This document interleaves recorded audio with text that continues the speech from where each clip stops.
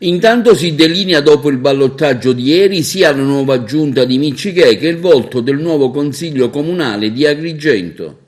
4 seggi toccheranno a Cambiamo Rotta e sono Teresa Nobile, Alessandro Sollano, Francesco Alfano e Flavia Contino.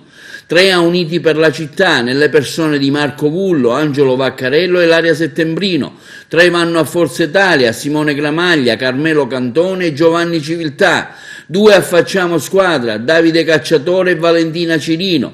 2 a Diventerà Bellissima, Claudia Longi e Roberta Zicari. 2 a Fratelli d'Italia, Gerlando Piparo e Fabio La Felice. 2 seggi ad Andiamo Avanti e sono il dottor Nino Amato e Mario Fontana.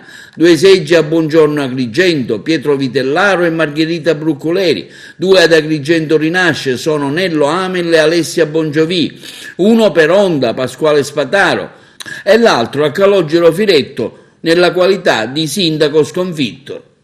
Nel caso che Firetto dovesse rinunciare al seggio spettante, al sindaco sconfitto entrerebbe il secondo per voti nel movimento Onda, cioè Piero Mirotta. Miccichè può contare su una maggioranza di 14 consiglieri comunali su 24. Questa infatti è la prima volta in cui si ha un numero ridotto dei consiglieri che sono scesi da 30 a 24.